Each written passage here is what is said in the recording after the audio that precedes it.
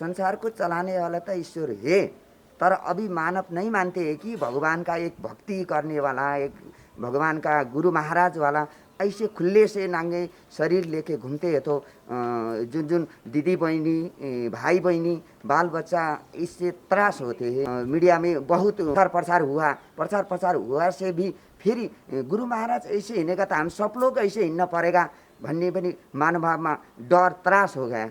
आप इस विषय में क्या दृष्टिकोण है? आप भी तो गुरु महाराज है, आप तो वस्त्र लगाया है, आप वस्त्र लगा के हिँडा हो ना आप जी। इसके अंदर संप्रदाय होता है और अलग अलग संप्रदाय के अलग अलग वस्त्र होते हैं। हाँ। लेकिन जो दिगंबर के अंदर पहुंच जाता है वो ही उस स्वरूप में रह सकता है, और जो अपने मन को, इंद्रियों को जीत लेता है वो ही उस स्वरूप में रहता है, और फिर उसको इस संसार से कोई भी इच्छा नहीं रहती है। और जब इच्छा ही समाप्त हो गई तो फिर वो तो ब्रह्म के समान हो जाता है, उसके अंदर कोई काम वासना रहती नहीं है, तभी तो संसार जाके उनके आगे झुकता है। संसार के अंदर अभी के मानव नहीं मानते हैं ना। देखो, जो नहीं मानता है उनको तो हम कुछ कह भी नहीं सकते हैं जी। बाकी जो हमारे जो दिगंबर हैं, आप क्या बोलते हैं? जो बाल बच्चा के लिए, वो दीदी बहन के लिए आप क्या बोलते हैं? उनके लिए तो देखो संसार में सभी माँ हो गई है। हाँ। और वो बालक स्वरूप में आ गए। हाँ। यही प्रश्न सती अनुसैया माता से किया गया था। हाँ। ब्रह्मा विष्णु महेश ने। जी जी। ब्रह्मा विष्णु महेश ने कहा था कि भाई हमें दान देना पड़ेगा। तो माता ने कहा भाई दान देती हूँ, लेकिन दान देने के लिए आपको निर्वस्त्र होना पड़ेगा। उसी समय माता ने अपने जल कमंडल से जल लेके उनके ऊपर छिटका। जी जी जी। वो बालक स्वरूप में हो गए। हाँ। और उनको अपना स्तनपान करा दिया।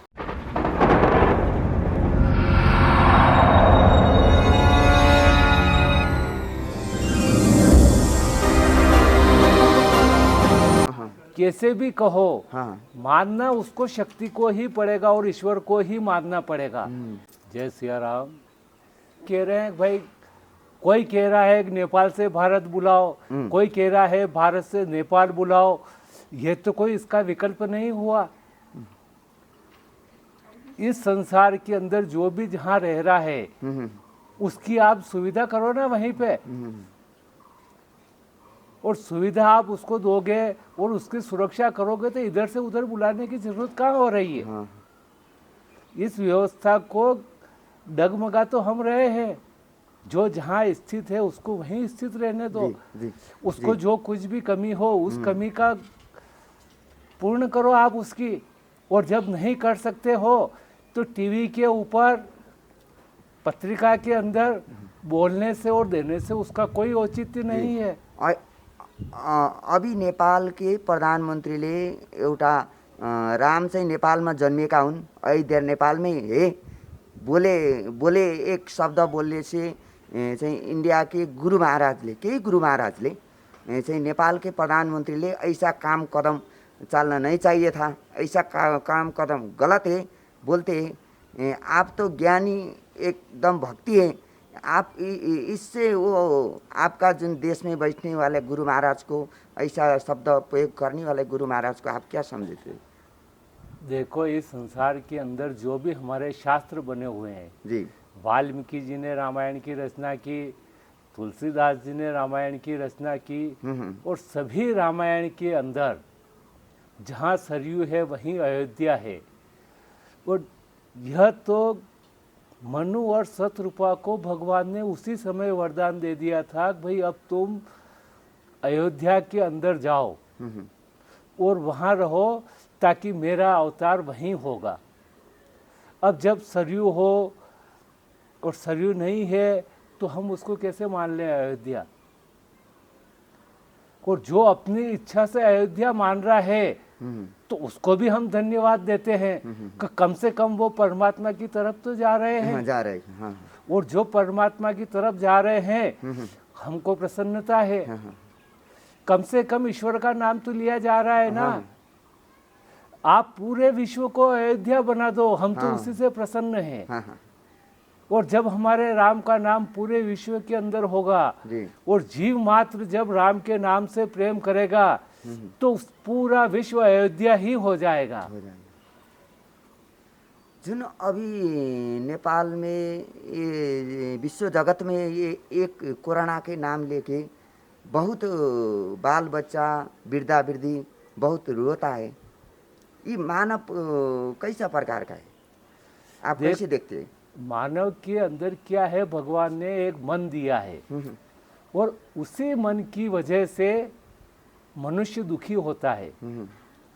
मन के साथ में आपको इंद्रियां दी गई है और जब आपको इंद्रिय के द्वारा सुख नहीं मिलता है तो आप उसके विरोध में चले जाओगे और जब विरोध में चले जाओगे तो उसके बाद में आदमी कहाँ तक गिर सकता है उसका कोई भी उसका अंदाज नहीं लगा सकता है, क्योंकि इंद्रिया और इंद्रियों का राजा होता है मन और उस मन की वजह से ही इस संसार के अंदर जो भी हो रहा है वो अभी मन की वजह से ही हो रहा है जी।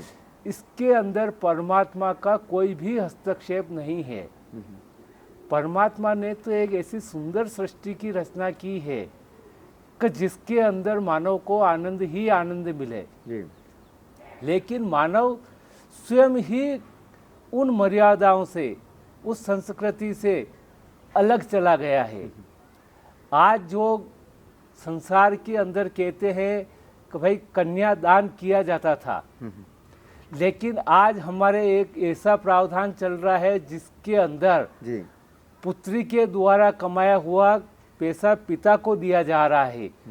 अब इससे हम विनाश की तरफ नहीं जाएंगे तो कहाँ जाएंगे? विनाश का कारण तो हम स्वयं ढूंढ रहे हैं और जो भी हम लागू कर रहे हैं वो विनाश का ही साधन है। अब गुरु महाराज को मैं कहता हूँ, गुरु महाराजले जुन प्रकारको सबै मानवहरू दोषी हुन् भन्न ठान्नु भएको,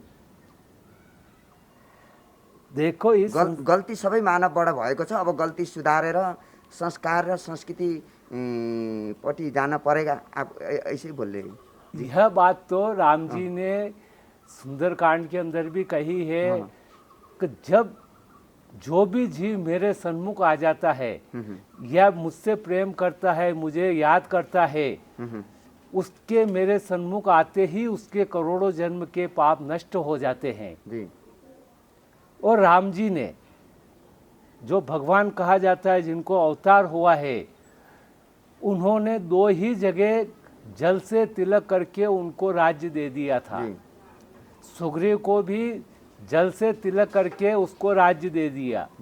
विभीषण का भी बिना युद्ध के पहले ही उन्होंने विभीषण जी महाराज को राज्य तिलक कर दिया। अब इस संसार के अंदर जो भोलेनाथ ने लंका रावण को दी थी, उस लंका को विभीषण को सहज रूप में ही दे दिया। आज इस वर्तमान समय के अंदर जिसे हम विश्व कह रहे हैं, ये मृत्यु लोक है और इस मृत्यु लोक का राजा कौन है? ये उन विशेषज्ञों से पूछोगे इसका राजा कौन है? जो इस राजा का नाम ही नहीं जानता है जी, तो फिर उसके बाद में क्या है? उसके अंदर एक मैं है, एक अहंकार भरा हुआ है। परमात्मा ने जो कुछ भी किया है, जब हम उसके अनुरूप नहीं चलेंगे तो फिर हम विनाश की तरफ ही जाएंगे। संसार के अंदर जो भी कार्य होता है वो संकल्प के द्वारा ही होता है। जब आपका मन अच्छा है और अच्छे कार्य के लिए आप कुछ भी संकल्प ले रहे हो तो उसको परमात्मा पूर्ण करता है।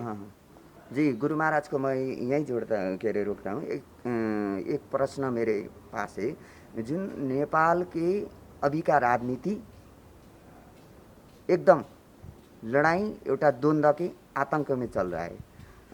आपके छिमेकी मुल्क का व्यक्ति को दोष भी लगा रहा है। धर्म संस्कार आपका मुल्क का, हमारा मुल्क का, नेपाल का एक ही जैसा धर्म मानता है, एक ही प्रकार संस्कार मानते हैं लोग। इसीलिए ये राजनीति का धक्का गर्ने धार्मिक भक्तहरू पनि मिले हुआ है, बोलते हैं यहाँ के कई लोग, राजनीति लोग।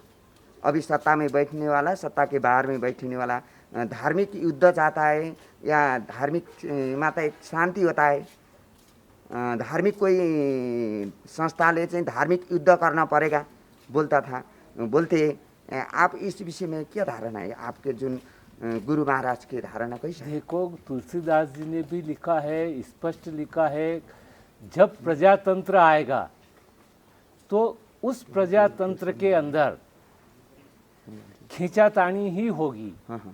सब अपने आप को मैं ईश्वर समझने लग जाएंगे कि मुझे ही पद चाहिए। संसार के विकास से उनको कोई मतलब नहीं रहेगा। और जब आदमी अपने सभी संस्कार जी और जनता की प्रजा के हित को अनदेखी करके सिर्फ अपनी कुर्सी को ही बचाता है, तो उस कुर्सी को बचाने के बाद में उसका परिणाम भी उसको ही भुगतना पड़ेगा। जी जी। और जनता है, जनता तो देखो ईश्वर के भरोसे है। कितने ही राजा हुए, चक्रवर्ती सम्राट हुए, वो भी इस संसार में नहीं रहे। उन्होंने वर्षों तक राज्य किया जी। और अभी इस वर्तमान समय में प्रजातंत्र के अंदर सिर्फ उसको 5 साल का समय मिलता है जी। अब वो 5 साल के समय के अंदर आपके पूरे देश के अंदर क्या विकास करेगा एक अकेला आदमी? क्योंकि जब शुरुआत से ही हमारा कार्य संस्कार समाप्त है तो हम किससे अपेक्षा करेंगे? आज इस युग के अंदर कोई भी परमात्मा को मानने को तैयार नहीं है। सूर्य को एक गोला बता दिया आग का, अरे तुम भी एक सूर्य का गोला बना के बता दो हमको आग का। संसार कह रहे हैं कि भाई चंद्रमा पर हम पहुंच गए, तो चंद्रमा तो सूर्य से भी और ऊपर है, वहां तक आप कैसे पहुंच गए? पूरे शास्त्र के अंदर आज दिन तक कोई भी चंद्रमा पर नहीं गया, सिर्फ एक मंदोदरी ही गई थी चंद्रमा पर।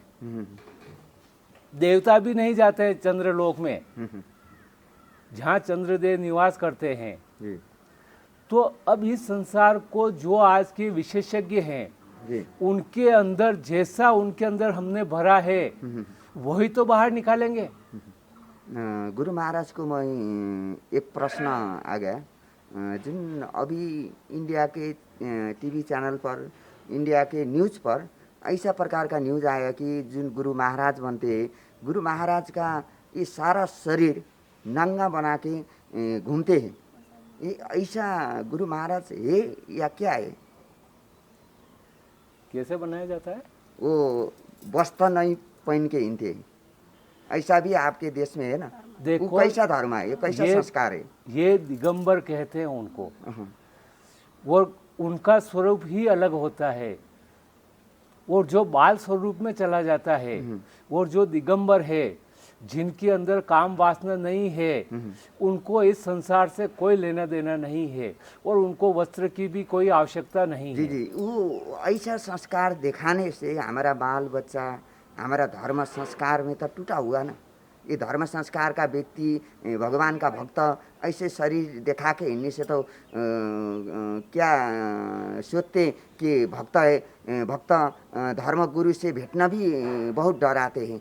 ये आप गुरु है, गुरु के माध्यम से आप कैसे देखते हैं, कैसे प्रकार के रूप होते? देखो उसके अंदर जो अच्छाई है जी, उस अच्छाई को आपको ग्रहण करना चाहिए, क्योंकि उन्होंने इस संसार के अंदर सभी को त्याग दिया है।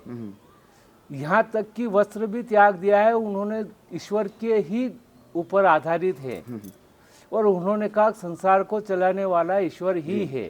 संसार को चलाने वाला तो ईश्वर है, तर अभी मानव नहीं मानते हैं कि भगवान का एक भक्ति करने वाला, एक भगवान का गुरु महाराज वाला ऐसे खुले से नांगे शरीर लेके घूमते हैं। तो जुन जुन दीदी बहनी, भाई बहनी, बाल बच्चा इससे त्रास होते हैं, डराता है। इस प्रकार का रूप मीडिया में बहुत चाहिँ प्रचार हुआ से भी फिर मानव में डर त्रास हो गया। आप इस विषय में क्या दृष्टिकोण है? आप भी तो गुरु महाराज है, आप तो वस्त्र लगाया है, आप वस्त्र लगा के ही ना हो ना आप जी। इसके अंदर संप्रदाय होता है और अलग अलग संप्रदाय के अलग अलग वस्त्र होते हैं। लेकिन जो दिगंबर के अंदर पहुंच जाता है वो ही उस स्वरूप में रह सकता है। और जो अपने मन को, इंद्रियों को जीत लेता है, वो ही उस स्वरूप में रहता है। और फिर उसको इस संसार से कोई भी इच्छा नहीं रहती है। और जब इच्छा ही समाप्त हो गई तो फिर वो तो ब्रह्म के समान हो जाता है। उसके अंदर कोई काम वासना रहती नहीं है, तभी तो संसार जाके उनके आगे झुकता है। संसार के तर अंदर अभी के मानव नहीं मानते हैं ना। देखो, जो नहीं मानता है उनको तो हम कुछ कह भी नहीं सकते हैं जी। बाकी जो उनको हमारे उनको जो लिए दिगंबर कि हैं, आप क्या बोलते हैं, जो बाल बच्चा के लिए, वो दीदी बहन के लिए आप क्या बोलते हैं? उनके लिए तो देखो संसार में सभी माँ हो गई है हाँ और वो बालक स्वरूप में आ गए। हाँ यही प्रश्न सती अनुसैया माता से किया गया था। हाँ हाँ। ब्रह्मा विष्णु महेश ने, जी जी जी। ब्रह्मा विष्णु महेश ने कहा था कि भाई हमें दान देना पड़ेगा। तो माता ने कहा कि भाई दान देती हूँ, लेकिन दान देने के लिए आपको निर्वस्त्र होना पड़ेगा। उसी समय माता ने अपने जल कमंडल से जल लेके उनके ऊपर छिटका। जी जी जी वो बालक स्वरूप में हो गए हाँ। और उनको अपना स्तनपान करा दिया। जी जब वापिस लक्ष्मी जी, सरस्वती जी, महाकाली, पार्वती माता सब आए जी तो फिर उन्होंने प्रार्थना की। हाँ। और प्रार्थना करने से वापस उनको, और फिर उसके बाद में उन्होंने दत्तात्रेय जी का जी अवतार हुआ, ब्रह्मा विष्णु महेश तीनों का। तो इस संसार के अंदर सभी जानते हैं कि पुरुष क्या है और नारी क्या है, लेकिन जिसके ऊपर संयम है और मर्यादा है जी उसी को आदर से संसार के अंदर नाम लिया जाता है और वो पूजनीय बन जाता है। जी जी। गुरु महाराज, मैं एक प्रश्न आपके पास में फेंक देता हूँ।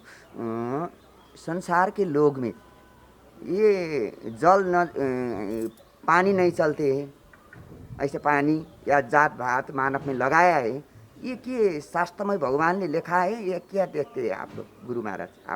आपको दृष्टिकोण से, आपके ध्यान के माध्यम से आप क्या देखते हैं इस विषय में, छुआछूत में? पानी के लिए हाँ, विभिन्न प्रकार के छुआछूत, मंदिर में जाने से भी रोक लगाते हैं व्यक्ति। देखो, संसार के अंदर 4 वर्ण बने हैं, हाँ ब्राह्मण, क्षत्रिय, वैश्य और शूद्र। और भगवान ने सभी को शक्ति दी है जी। और सभी को अपने अपने कर्मों से शक्ति प्राप्त होती है। ब्राह्मण का जो कर्तव्य है वो कर्म भगवान की सेवा पूजा करना, क्षत्रिय का धर्म होता है रक्षा करना, वैश्य का धर्म होता है सभी का व्यापार करके उनके तक सामान पहुंचाना, और जो शूद्र होता है उसका कार्य होता है समाज का जो भी गंदगी है उसको समाप्त करना। जी। भगवान ने सभी को एक अलग अलग शक्ति दी है और भगवान ने किसी को भी छोटा बड़ा नहीं बताया है। हाँ। ये तो हमारा सिर्फ कर्म है और कर्म करने से ही आदमी की महानता बढ़ती है। हाँ। आज हम एक हरिजन को, उसको भी गलत शब्द नहीं कहते, उसके साथ में भी राजा जुड़ा हुआ है, हाँ। जिसे हम बंगी राजा कहते हैं। जी। तो जब हमने उसके साथ में भी राजा जोड़ा हुआ है तो अब आप मुझे बताओ कहाँ गलत? जो भी हमारी मर्यादा बनाई है भगवान ने, संस्कार दिए हैं, संस्कृति दिए हैं, उसके अंदर किसी को भी छोटा बड़ा नहीं बताया गया है। हम सब मनुष्य हैं और हमको सभी को अपने कार्य के अनुरूप ही हाँ। अपना कार्य करना चाहिए। अभी मनुष्य ले तो तुम ये जात के, तुम वो जात के, जात के कुरा करके विश्व जगत में एक द्वंद्व, एक आतंक बनाना चाहते हैं। क्या है ये, कैसा प्रकार देखो, है? जात तो सिर्फ कर्म करने के अनुसार ही उसको जाति का नाम दिया गया है, बाकी जाति ढाई ही है, नर और संसार नारी। के जगत में तो जात में द्वंद्व ले आया है, अभी तो फिर धर्म भी द्वंद्व ले आने वाला है। ऐसे प्रकार के मानव कैसे प्रकार में चल गए? देखो, ये तो ये संसार के अंदर जो कुछ भी होगा वो पहले ही तुलसीदास जी ने लिखा हुआ है, सभी शास्त्र बोल रहे हैं हाँ। कि अनेकों प्रकार के पंथ हो जाएंगे, और जब पंथ नहीं होंगे तो लड़ाई झगड़ा होगा ही नहीं, और पंथ हुए हैं तो लड़ाई झगड़ा तो होगा, और लड़ाई झगड़ा हुआ तो आपको इसी सृष्टि के चक्र के अंदर ही घूमना है। और जब हम राग द्वेष से सबसे अलग हो जाते हैं जी तब जाके हमको आनंद आता है। और जब हम राग द्वेष में एक दूसरे से लड़ाई झगड़ा उसको नीचा दिखाने की कोशिश करते हैं तो दुख तो सभी को होता है। फिर वो परमात्मा के चिंतन से अलग हो जाता है और वो उसी चक्रव्यूह के अंदर चलता रहता है। अभी अभी विभिन्न मुलुक में एउटा मुस्लिम धर्म है, एक हिंदू धर्म बोलते हैं, एक ईसाई धर्म बोलता है, एक साई धर्म बोलते हैं, एक बुद्धिस्ट धर्म बोलते हैं। गुरु महाराज जिन प्रकार के एक धर्म के जात जाति में तो युद्ध तो ऐसे ही हुआ। अभी मुस्लिम धर्म में, हिंदू धर्म में विभिन्न धर्म के कुरा करके लड़ाई के एउटा द्वंद्व बनाया है। ये ऐसे कैसे प्रकार हो गया है, क्या है ये? देखो भगवान गुरु ने महाराज कैसे देखते हैं इस विषय भगवान ने तो एक ही बनाया है, सत्य सनातन धर्म। हाँ हाँ जो सत्य है हाँ। वो ही सनातन धर्म है। हाँ अब आप अपनी इच्छा से कुछ भी आगे नाम जोड़ दो और जब उन सभी नामों को हटा दिया जाए तो पीछे सिर्फ धर्म ही बचेगा। ये मुस्लिम धर्मले के हिंदू देवता नहीं मानते हैं, क्या मानते हैं ये?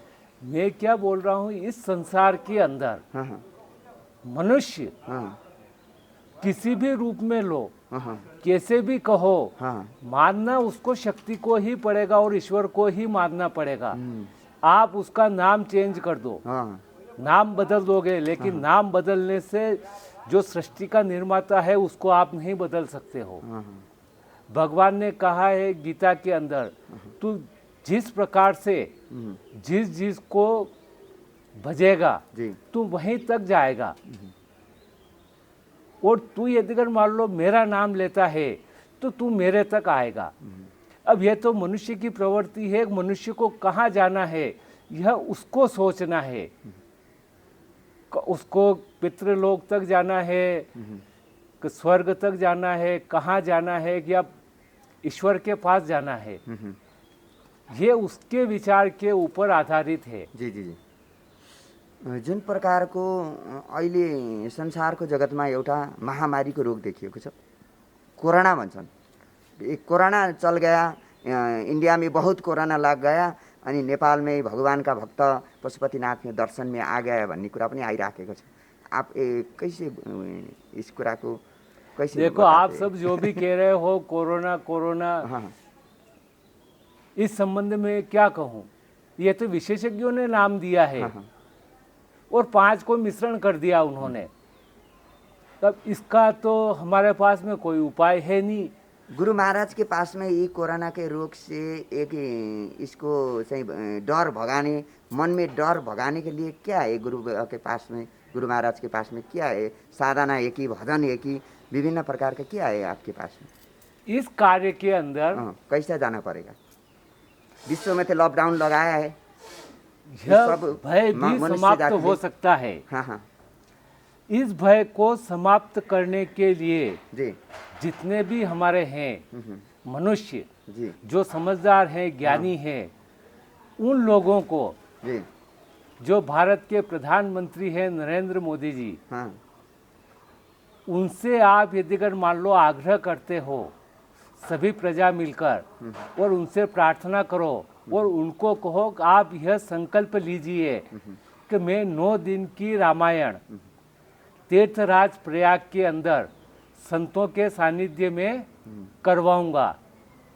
संकल्प लेने के बाद आप 6 महीने बाद कराओ या साल भर बाद करवाओ, लेकिन संकल्प से ही परमात्मा राम पूरे विश्व के ऊपर कृपा करेगा। जी जी जी और उनके संकल्प लेते ही जो संकल्प से जो अच्छा कार्य होगा वो ये तो आपके देश के मानव के लिए हुआ। तर ये नेपाल के प्रधानमंत्री राष्ट्र में बसने वाला है, नेपाल के प्रधानमंत्री या संकट लग गया, उनको कोई क्या संकट दूर करना है, क्या करना है? गुरु महाराज की क्या सलाह है हमारे नेपाल के प्रधानमंत्री, नेपाल के राष्ट्रपति के लिए? हम जो भी आपको बता रहे हैं, जो भारत के हमारे प्रधानमंत्री जी संकल्प लेंगे, ये पूरे विश्व के लिए है, सिर्फ भारत के लिए नहीं, पूरे विश्व के लिए होगा और विश्व का कल्याण होगा। आप गुरु महाराज बोलना चाहेंगे कि आपका कुरा ऐसा है कि संसार के जगत के राष्ट्र में हाँकने वाला इंडिया के प्रधानमंत्री से चाहिँ सब बैठ के भगवान को प्रार्थना करो, वही बोले हैं आप? क्या वही बोल रहे हैं, प्रार्थना तो आपको करना पड़ेगी और भगवान की शरण में जाना पड़ेगा। और इसके लिए संकल्प भारत के प्रधानमंत्री जी को ही लेना पड़ेगा। अन्य राष्ट्र को प्रधानमंत्री से लेने नहीं होगा क्या? क्योंकि उन्होंने 21 मार्च 2020 से ही संकल्प ले रखा है और यह संकल्प पूरे विश्व के अंदर किसी भी प्रधानमंत्री ने नहीं लिया। हमारे नेपाल के प्रधानमंत्री ने लेने होगा या नहीं होगा? क्या होगा आपके पास? वो तो देखो, आप भगवान के दृष्टि से ध्यान से क्या दिखाएगा आपने? उनको तो सिर्फ सहयोग करना है और साथ में रहना है। भगवान के कार्य में जब वो साथ रहेंगे तो उसके साथ रहने से ही हमारे नेपाल के अंदर सभी को शांति मिल जाएगी।